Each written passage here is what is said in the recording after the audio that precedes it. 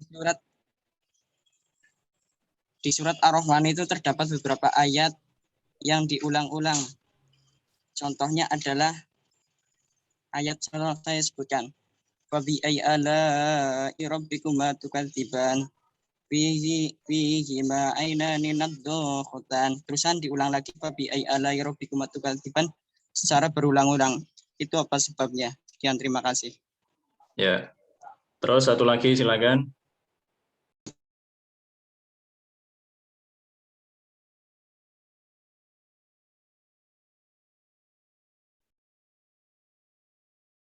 Silakan satu kelompok lagi.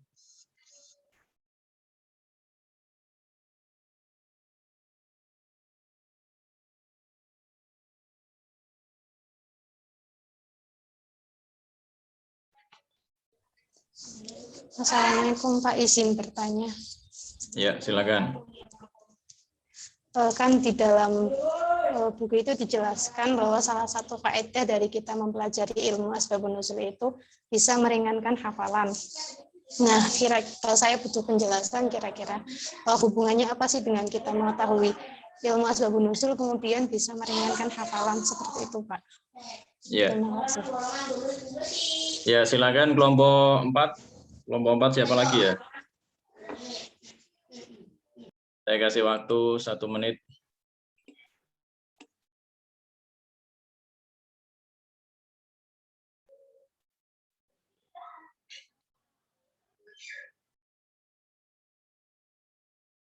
Kelompok 4 siapa? Kelompok 4? Saya, Pak. Silakan, Mas.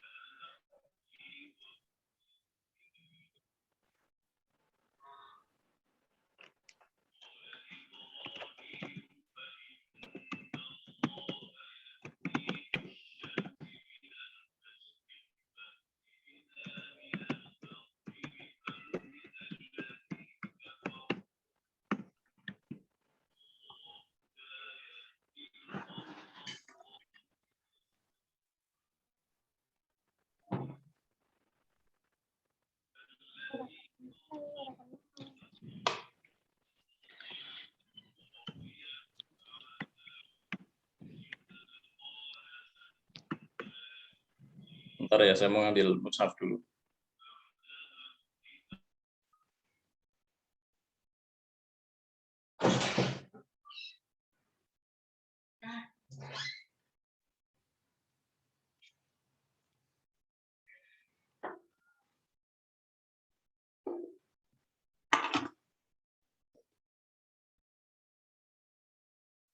Ya, silakan, Mas.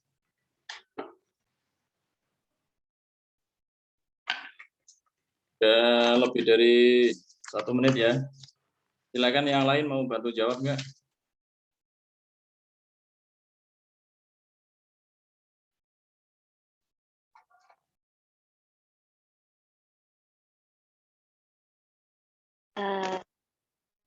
Izin bantu jawab pertanyaan dari Mbak Umi Hanifah, Pak. Nilna dari kelompok mana, Nil? 6. Ya, silakan, Mbak. Kenapa kalau misal asbabun nuzul itu mempermudah kita untuk hafalan Al-Qur'an? Karena kalau kita menghafalkan sesuatu tapi kita tahu artinya atau maknanya atau sebab-sebabnya itu lebih mempermudah. Kayak misalnya kalau kita menghafalkan khutbah bahasa Arab, kalau kita cuma ngelihat bahasa Arabnya aja kita nggak bakal tahu, nggak bakal gampang nghafalinnya. Tapi kalau misal kita tahu arti khutbahnya itu kayak gimana, terus kenapa buat khutbah kayak gini, kita bakal lebih gampang untuk menghafalkannya. Mungkin seperti itu, Pak. Ya, terus yang lain silakan. Ada yang bantu jawab nggak? Saya, Pak. Silakan. Nama, NIM dari kelompok mana? Nama Muhammad NIM 22.1040 kelompok 4, Pak. Ya, silakan, Mas. Ingin menjawab pertanyaan Mas Ikhwan. pengulangan ayat tersebut merupakan tanda berbedanya surat Ar-Rahman dengan surat-surat yang lain. Nah, ialah di dalam Al-Quran. Nah, pengulangan ini bertujuan untuk apa? Untuk menegaskan suatu kenikmatan yang pertama. Dan mengingatkan manusia terkait banyak keberkahan dalam surat itu. Kemudian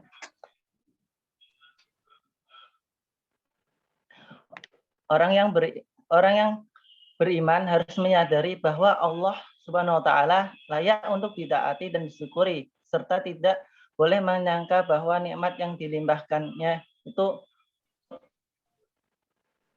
Dengan pengulangan beberapa ayat dalam Al-Quran ada di dalam surat Ar-Rahman maupun di surat yang lain. Pengulangan kalimat atau kalimat kata ini dimaksudkan untuk menekankan keutamaan kandungan ayat yang diulang-ulangkan tersebut. Nah, ketika Ibnu Qutaibah menjelaskan, Allah Subhanahu wa taala mengingatkan para hambanya soal martabat dan kekuasaan, sehingga berbagai kenikmatan berbagai kenikmatan dan keberkahannya yang telah dipimpin Allah Subhanahu wa taala bisa dipahami dan dikenali setiap muslim. Nah, ini ibarat kayak perkataan seorang kepada pria.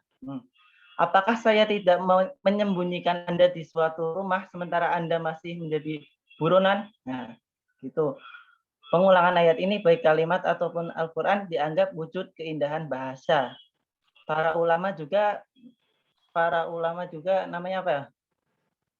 Sudah merinci tujuan pengulangan di setiap ayat itu diulang-ulang. Itu ada tujuannya masing-masing menurut para ulama. Dalam Al-Quran ada beberapa surat di mana terdapat pengulangan, misalnya dalam mengulangi suatu kata satu ayat, misalnya pada surat Al-Mu'minun ayat 36 dan surat Al-Fajr. Nah, itu ada pengulangannya. Berarti kesimpulannya adalah ketika ada pengulangannya itu berarti bermakna penting atau sebagai pelajaran untuk kita gitu, Pak. Ya, satu lagi yang lain, ada lagi nggak yang mau jawab? Silakan.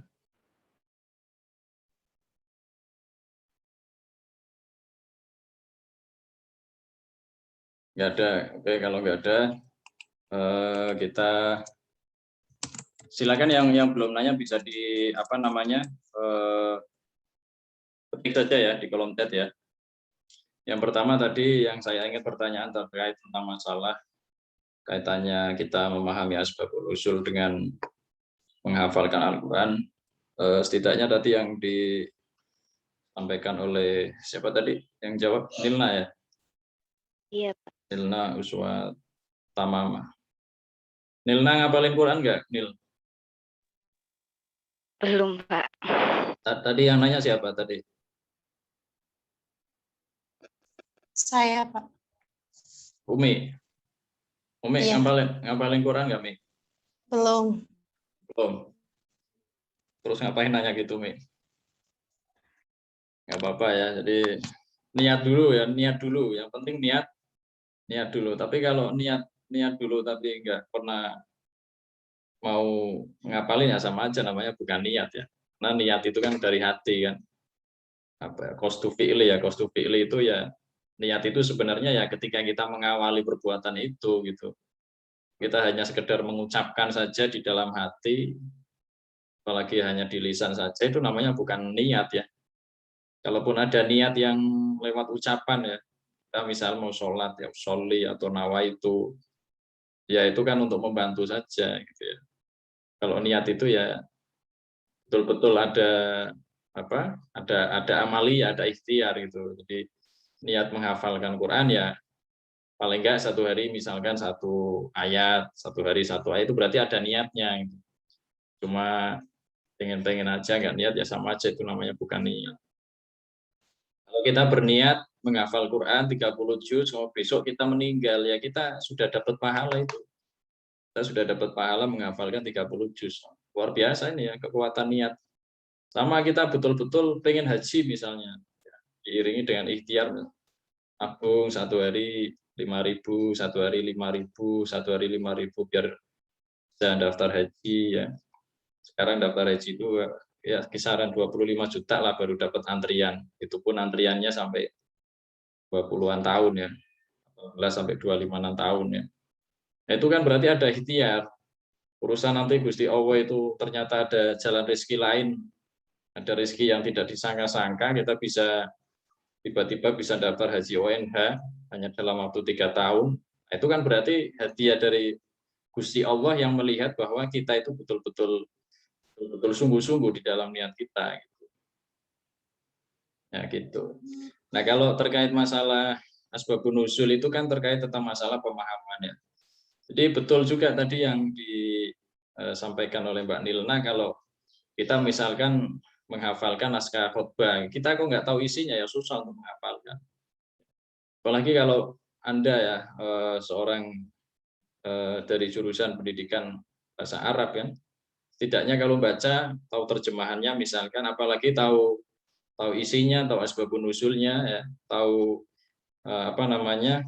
latar belakang penurunan ayat itu ya. Ini setidaknya itu akan memberikan kesan, karena sebenarnya hafalan itu kan kesan ya. Maka ada metode-metode hafalan tertentu yang di situ memberikan kesan gitu kan. Sekarang kan banyak itu metode-metode menghafal Al-Qur'an.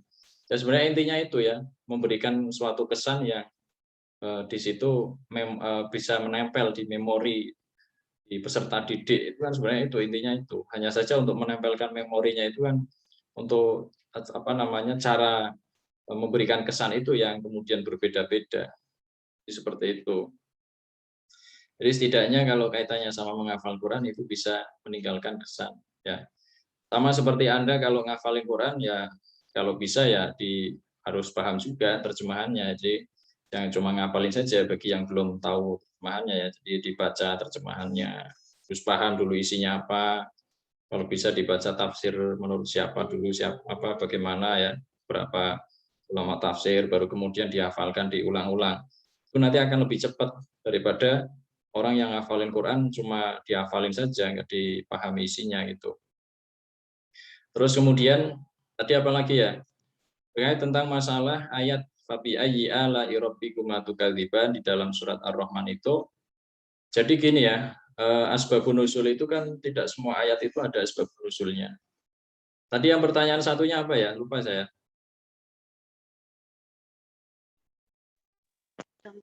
Contoh ayat Al-Qur'an yang enggak ada asbabun Nah, ini nuzulnya. sekalian bahas itu. Jadi kalau disuruh mencari contoh Al-Qur'an yang enggak ada asbabun nuzulnya, atau mungkin kalau mau cari ayat yang ada asbabun nuzulnya atau ayat yang tidak ada asbabun nuzulnya, ini kita nggak bisa ngarang-ngarang ya, karena ada kitabnya. Nah, asbabun nuzul ini termasuk kajian ilmu riwayat ya. Ulumul Quran tadi saya sudah menyampaikan di 2 kelas sebelumnya bahwa ulumul Quran itu terdiri dari 2 cabang sebenarnya ya, 2 inti keilmuan ya. Jadi dari banyaknya cabang dari ulumul Quran itu ada dua jalur keilmuan. Yang pertama ilmu diroyat. Ilmu diroyat itu ilmu yang bersumber dari pikiran, istihad, ya, mikir, menganalisis, meneliti. Nah, itu itu diroyat, ilmu diroyat. Nah, kemudian ada ilmu riwayat. Ilmu riwayat itu ya harus bersanad, harus mutawatir, diriwayatkan. Nah, asbabun nuzul ini nggak bisa ngarang-ngarang kita, karena ini kaitannya dengan peristiwa-peristiwa yang mengiringi turunnya suatu ayat ya, baik itu sebelum ayat itu turun, atau saat ayat itu turun, atau setelah ayat itu turun ya. Ya, asbabun nuzul itu dimaknai bukan sebab-sebab turunnya ayat secara kausalitas ya, dalam artian secara sebab akibat. Kalau dimaknai secara sebab akibat, nanti sebab-sebab turunnya ayat, nanti kalau sebabnya itu nggak ada, ayatnya nggak jadi turun. Itu nggak bisa dimaknai seperti itu ya. Jadi maka mayoritas ulama itu memaknai bahwa asbabun nuzul itu dimaknai sebagai peristiwa-peristiwa yang mengiringi turunnya suatu ayat. Ya, bisa berbentuk peristiwa tertentu ya, Anda bisa baca di buku halaman berapa itu, macam-macam asbabun nuzul. Nah, itu di halaman 78 ya. Berbentuk peristiwa itu ya, peristiwa berupa pertengkaran, peristiwa berupa kesalahan serius, ini contoh-contohnya. Peristiwa berupa hasrat, cita-cita atau keinginan-keinginan, atau beberapa pertanyaan ya, seperti ayat-ayat yang depannya yas'alu ya, yas'alunaka 'anir ruh, yas'alunaka 'anil mahid, yas'alunaka 'anil qur'an, yas'alu itu peristiwa berbentuk pertanyaan. Ketika mereka bertanya tentang apa misalnya, nah itu ada yang bertanya, baru kemudian ayat turun. Nah, jadi itu termasuk asbabun nuzul. Ya. Nah, ini macam-macam asbabun nuzul, macam-macam peristiwa. Nah, kaitannya tidak semua ayat itu ada asbabun nuzulnya, iya, karena bahkan lebih banyak yang tidak ada asbabun nuzulnya. Jadi ada ayat yang tidak ada asbabun nuzulnya. Kalau tidak ada asbabun nuzulnya ya turun-turun begitu saja gitu. Nggak ada peristiwa apa, nggak ada kejadian apa, ya turun-turun saja gitu. Nah, tapi ada ayat-ayat tertentu yang dia turun itu ketika ada kejadian tertentu, gitu ya. Jadi ada kejadian tertentu, ada peristiwa tertentu, atau tadi ada pertanyaan tertentu, kemudian ayat itu turun. Bahkan ada ayat itu turun untuk menjawab dua permasalahan sekaligus, atau dua masalah sekaligus, dua kejadian sekaligus. Ya, kejadian yang masih sama lah. Ya. Seperti misalkan Anda baca di halaman ini, halaman 80, silakan bisa dibaca itu kaitannya dengan surat An-Nur ayat 6 sampai 7. Ini ada dua ya. Ada dua sebab. Yang pertama, pertanyaan ini kaitannya sama pertanyaan Asim dan Waimir kepada Rasul sehubungan dengan mereka menemukan istrinya masing-masing melakukan perzinahan. Terus kemudian yang kejadian yang kedua itu tuduhan Hilal bin Umayyah terhadap istrinya yang dituduh berzina dengan Syarik bin Sahna. Ini kan berarti dua kejadian, tapi permasalahannya sama terkait tentang masalah istrinya berbuat zina gitu ya. Jadi, nah ini dijawab di surat An-Nur ayat 6 sampai 7 ya. Nah ini berarti kan ada dua peristiwa, masalahnya sama, terus kemudian diturunkan ayat ini ya, ayat 6 sampai 7. Ini katanya sama riwayat. Bagaimana kita tahu ada kejadian ini ya, diriwayatkan gitu ya. Jadi dari sahabat yang melihat ayat itu turun, kemudian menjelaskan kepada para tabi'in, kemudian pada para tabi'ut tabi'in, dan seterusnya. Nah, itu namanya diriwayatkan. Yang namanya riwayat itu ya pasti ada penilaian derajat ya. Ada sahih, ada hasan, ada dhaif ya. Maka kemudian asbabun nuzul yang betul-betul diakui mutawatir, yang sahih itu tidak lebih daripada 400 riwayat ya. Maka sangat sedikit sekali sebenarnya dari ayat Al-Qur'an yang jumlahnya 6.000 sekian, itu yang ada asbabun nuzulnya itu tidak banyak, tidak lebih dari 400 ya. Ini kalau kita seleksi yang betul-betul riwayat yang sahih ya. Jadi seperti itu. Itu ya. Nah, kalau tentang masalah Ar-Rahman ini sama tadi, kalau ini terkait masalah riwayat, surat Ar-Rahman ini enggak ada secara spesifik asbabun nuzul fabi ayyi ala'i rabbikum atukadziban itu gitu. Kalaupun tadi yang dijelaskan, tadi yang jawab siapa? Kalau yang tadi yang dijelaskan itu hanya sekedar hikmah saja, hikmah pengulangan ayat ya, hikmah pengulangan ayat di dalam Al-Qur'an. Masuk salah satunya fabi ayyi ala'i rabbikum atukadziban. Ini untuk mensyukuri nikmat. Ya, namanya orang itu kan pati-pati ya, pati-pati itu apa bahasa Indonesianya? Pati-pati diulang-ulang itu kan berarti saking manusia itu banyak yang tidak mensyukuri nikmat. Selain itu juga sangat pentingnya, nah ini kan hikmah, salah satu hikmah saja. Begitu pentingnya mensyukuri nikmat itu seperti apa sehingga sampai-sampai di dalam surat Ar-Rahman ini diulang-ulang. Dan saking banyaknya orang yang tidak mensyukuri nikmat. Ini tidak ada kaitannya dengan asbabun nuzul. Ini hanya hikmah saja. Namanya hikmah kan setiap orang bisa melihatnya berbeda-beda kan gitu. Nah, ini kan umumnya saja kenapa ayat Al-Qur'an itu diulang-ulang ya. Ada orang liberal yang berkata Allah itu enggak kreatif. Masa ayat Quran kok diulang-ulang. Nah, itu berarti ya ini kalau orang liberal ya gitu ya enggak usah ditanggepi ya. Diulang-ulang aja kan masih enggak beriman, apalagi enggak diulang-ulang kan gitu kan. Diulang-ulang aja masih banyak manusia yang tidak bersyukur, apalagi kalau tidak ulang-ulang. Nah gitu ya, jadi seperti itu. Ini kaitannya dengan surat Ar-Rahman. Kalau surat Ar-Rahman secara riwayat tentang masalah fadilah banyak ya. Anda cari sendiri ya, silakan beberapa riwayat yang kenaan dengan fadilah daripada surat Ar-Rahman, atau mungkin asbabun nuzul surat Ar-Rahmannya secara umum. Jadi asbabun nuzul surat Ar-Rahman. Jadi kalau tadi ditanyakan kenapa diulang-ulang asbabun nuzulnya apa, itu tidak ada riwayat yang sahih secara khusus menjelaskan kenapa itu diulang-ulang, itu tidak, tapi menjelaskan suratnya, surat itu turun ya. Termasuk salah satunya surat ini itu sebagai jawaban dari Allah Subhanahu wa taala terhadap pertanyaan ya, ketika Nabi Muhammad suatu ketika ditanya siapakah Ar-Rahman itu. Jadi ada yang bertanya ya, siapakah Ar-Rahman ini? Nah, ini Ar-Rahman ini kemudian dijawab dengan surat Ar-Rahman gitu, secara sekaligus. Jadi tidak menerangkan asbabun nuzul satu ayat dua ayat itu enggak, tapi asbabun nuzul satu surat sekaligus ya. Jadi itu termasuk ada yang riwayat yang menjelaskan bahwa surat ini berkenaan dengan menjawab ya, sekaligus menjawab perkataan penduduk Mekah pada saat itu yang mengatakan bahwa Al-Quran itu diajarkan oleh seorang manusia ya, jadi bukan ya, mereka ragu, namanya orang ragu kan ya, buatan Nabi Muhammad ya. Ini hanya sekedar dari manusia saja ya.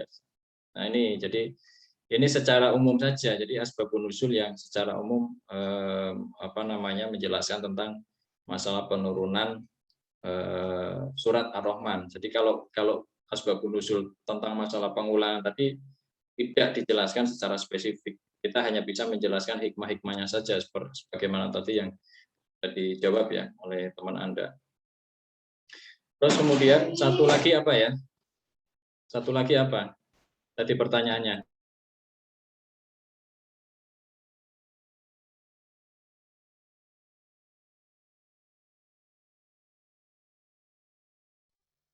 Tadi ada pertanyaan dari Mbak Ulima, Pak.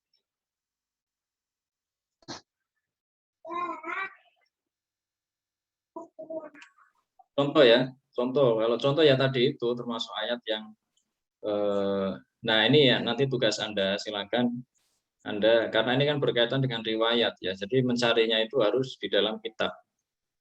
Kalau ayat itu ada riwayatnya berarti ada asbabun nuzulnya. Kalau misal tidak ada riwayatnya berarti tidak ada asbabun nuzulnya. Silakan Anda cari, ini satu kelas cepet-cepetan cari kitab Lubabun Nukul PDF-nya ya.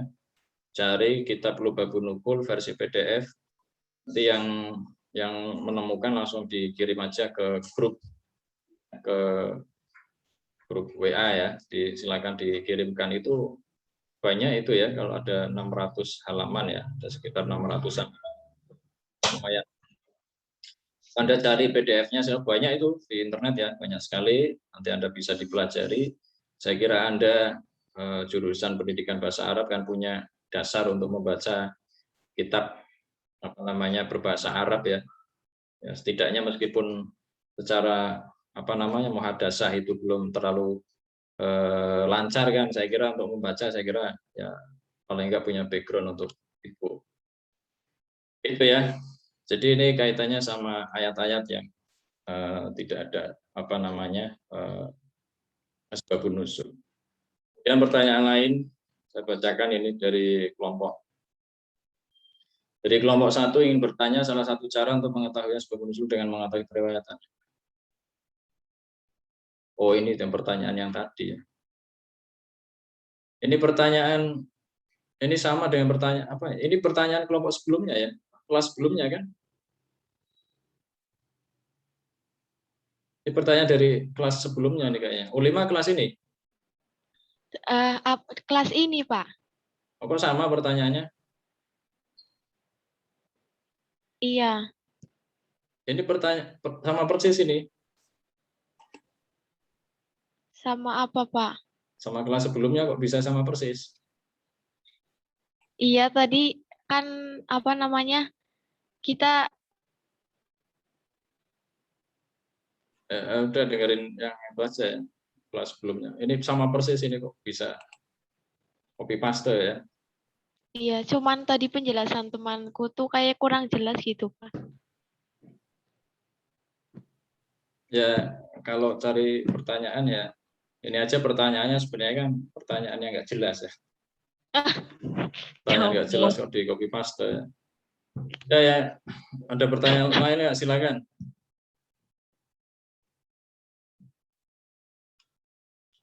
Kalau masalah apa namanya, apa saja periwayatan yang harus diketahui ya semuanya ya. Makanya Anda nanti belajar ulumul hadis ya. Nanti Anda di semester 2 kalau nggak salah, atau semester ini Anda sudah belajar ulumul hadis? Belum. Nanti Anda belajar di situ tentang masalah periwayatan. Nah, kalau masalah asbabun nuzul ya semuanya harus dipelajari tentang masalah periwayatan. Bahkan kalau kita mau mempelajari periwayatan, kita harus itu tadi mempelajari kaidah-kaidah ulumul hadis itu. Ya. Jadi biar tahu mana riwayat yang sahih, mana riwayat yang hasan, mana riwayat yang dhaif. Jadi belajar agama secara riwayat itu nggak sederhana ya.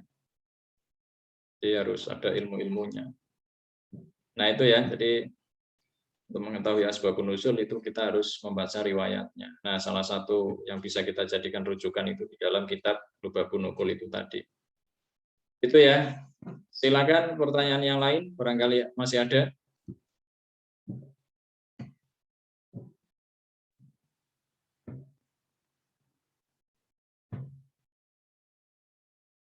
Kalau nggak ada ya kita cukupkan sampai di sini ya, meskipun sebentar mudah-mudahan bermanfaat.